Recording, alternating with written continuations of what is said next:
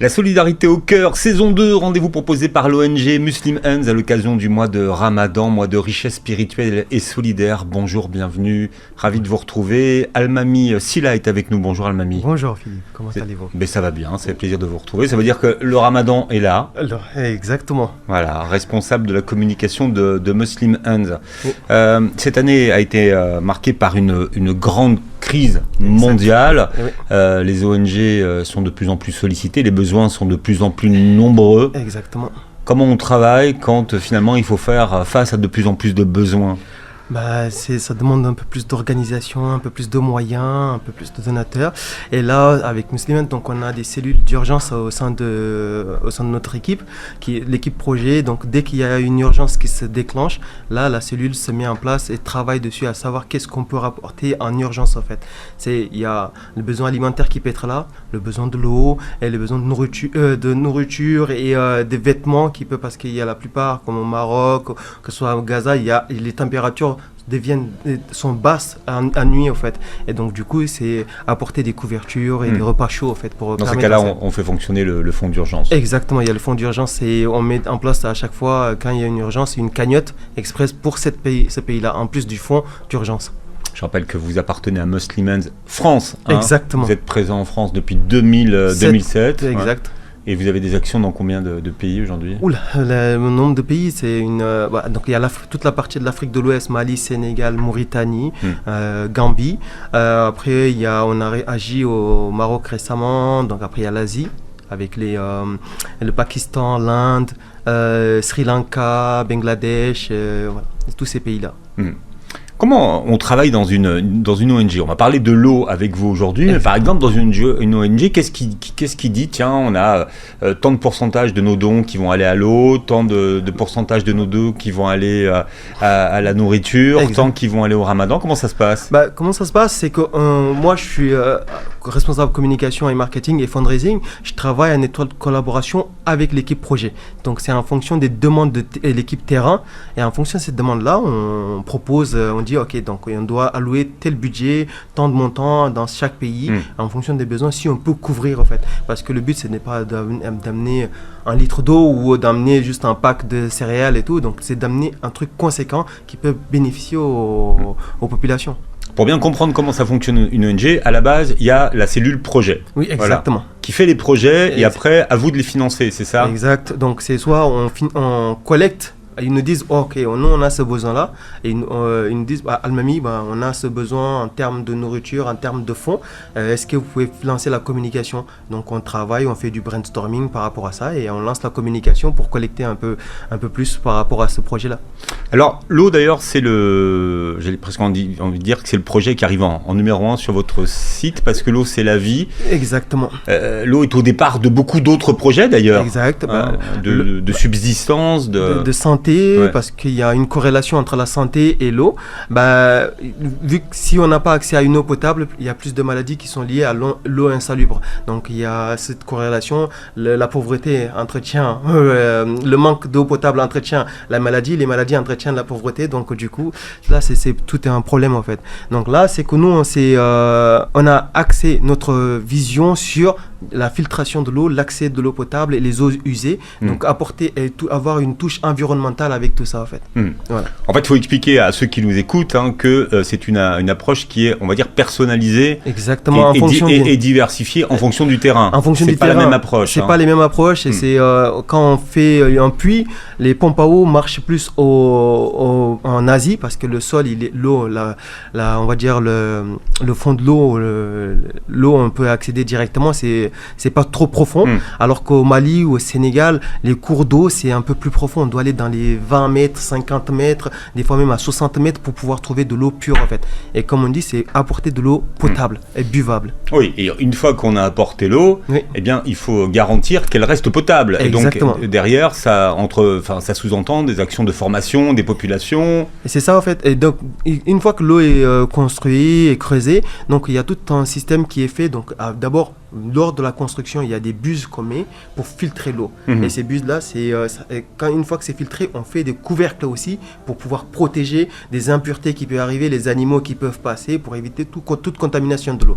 Après, il y a une formation qui est dispensée auprès de l'équipe terrain pour faire un suivi par rapport à l'eau, en fait. Oui, c'est eux qui vont entretenir ou le puits ou la source. Exact. Voilà, qui sont chargés de garantir l'hygiène de l'eau. Ça, c'est sûr. Je regardais les chiffres de Muslimans. Vous avez apporté de l'eau potable à plus de 2 600 000 personnes aujourd'hui. Oui. Creusé plus de 1000 puits communautaires et installé 23 800 pompes à eau dans le monde. Je sais que beaucoup de ceux qui nous écoutent aujourd'hui ambitionnent d'avoir un puits à leur nom, puisque c'est ce qu'on appelle une aumône pérenne. Une aumône pérenne, une sadaqa jariya, comme on le dit. Mais après, donc, à partir de ça, donc, c'est qu'on a fait, on sait que les gens ils ont ce besoin-là quand il y a une perte d'une personne. Et ils veulent construire un puits au nom de ces personnes-là. Mais après, nous, c'est qu'on a mis en place depuis la fin de l'année dernière, c'est de mutualiser les efforts des gens, en fait. C'est permettre à tous les donateurs de pouvoir mettre en commun, de faire des forages qui durent plus longtemps. Les forages, il y a une durée de vie moyenne de 50 ans et ça permet d'apporter de l'eau à plus de personnes, en fait. Voilà. Alors c'est des forages qui portent des noms d'ailleurs, et des numéros. Donc alors c'est quoi? C'est un fonds commun? C'est un fonds commun où toi comme moi ou comme une autre personne peut mettre 1 euro, 2 euros ou 50 euros, 1000 euros. Et donc ce forage là, une fois que c'est fait, on a pris on les a nommés avec les noms des sources d'eau au paradis. Vous avez le forage Salsabil qui est principalement construit au Sri Lanka. Vous avez le Kautar qui est construit au Niger et le Tasnim qui est en Somalie ou au Mali, dans d'autres pays. Donc ça rentre dans notre concept de village modèle où on apporte les forages en fait, parce que on va dire, ça amène plus d'eau. Et ça bénéficie à plusieurs personnes en fait. Oui, c'est pour une durée dont on disait 50 ans tout à l'heure, mais voilà, la durée d'approvisionnement est beaucoup plus longue. Exactement, c'est plus long. Ouais. Voilà. Et dans les villages modèles, donc il y a le village, mais aussi il y a les plantations. Exact, il y a les plantations, il y a le poste de santé, il y a l'école, il y a ce jardin communautaire d'un hectare qui est distribué. Tout fonctionne avec l'eau, donc il y a ce jardin communautaire d'1 hectare où il y a un forage qui est construit pour pouvoir permettre aux villageois de cultiver les maraîchers avec ça. Oui. Pour la question de l'eau, vous êtes nombreux à vouloir vous investir dans ces questions d'eau, et puis c'est vrai qu'on est de plus en plus sensibilisés depuis que la denrée vient à manquer, d'ailleurs dans des pays comme en France, dans certaines régions qui manquent d'eau. Et il y en a pour tous les budgets, en fait. Vous pouvez faire une pompe. Vous pouvez faire une pompe à partir de 220 euros, et comme on a dit, les forages comblent ce besoin de dire, les personnes peuvent dire, moi j'ai que 1 euro ou j'ai que 2 euros, je peux pas contribuer. Mais on a ces forages-là qui portent les noms du fleuve du paradis, et ils peuvent contribuer à hauteur de 1 euro ou 50 centimes. C'est pour permettre à tout le monde de contribuer, de dire ok, je veux aider, passer par ces forages-là en fait. Et pour ceux qui ont des plus gros budgets, alors il reste le puits, bien sûr. Oui. Alors le puits peut être fait au nom de la personne qui finance. Et voilà. Et donc il y a 30 caractères qu'il faudra respecter, bien sûr, pour que ça puisse passer sur la plaque. C'est-à-dire que voilà, c'est une plaque au nom du donateur. Du donateur, où il peut choisir de mettre une phrase, quelques mots, mais il faut que ça dure 30 caractères. Bien. Ça tienne sur 30 caractères. La crise, c'est Gaza. On ne pourra pas dire qu'on n'était pas au courant, qu'on ne savait pas. Les besoins d'eau à Gaza sont faramineux. Oui. Là aussi, vous êtes sur le terrain. On est sur le terrain depuis le début. On a attendu. En fait, tout ce qu'on a fait, c'est qu'on ne voulait pas lancer la cagnotte avant de collecter, avant d'être sûr de pouvoir acheminer. On peut collecter, mais il faut être sûr d'être sur le terrain et de le distribuer. Et donc, c'est pour ça qu'on était avec notre partenaire. On devait finaliser les accords avec notre partenaire pour pouvoir dire on agit sur le terrain. Et alhamdulillah, on a agi sur le terrain. On a distribué des couvertures, on a distribué de la nourriture, on a distribué des citernes d'eau à toute cette population, parce qu'il faut savoir que quand il y a une crise, la crise est souvent liée à le manque d'eau, le manque de nourriture. Et donc on a distribué à Gaza, alhamdulillah, avec l'aide de notre partenaire, avec l'aide des donateurs, on a distribué des citernes, de la nourriture à ces personnes-là. Et on continuera de le faire encore. Voilà, ça continue. C'est vrai que les conditions sur le terrain sont difficiles. Très difficile, mais voilà. Ouais.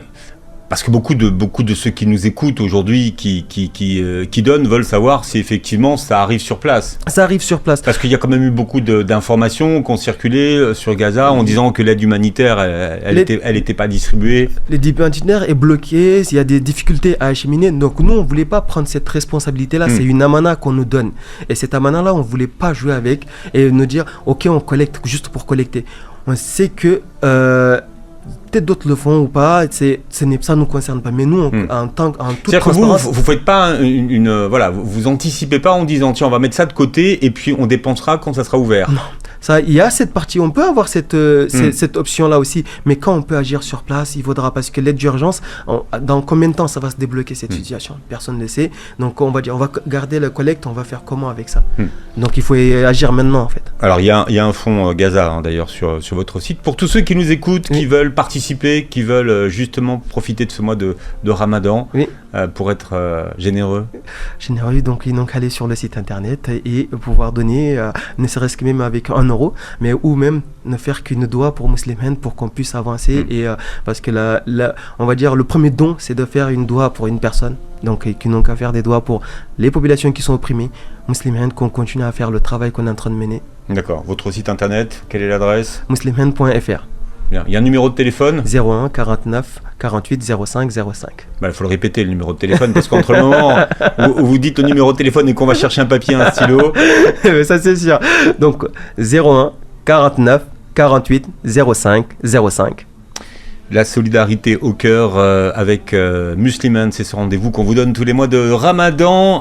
Vous retrouverez d'ailleurs la vidéo sur la chaîne YouTube. Merci d'avoir été avec nous. Merci beaucoup.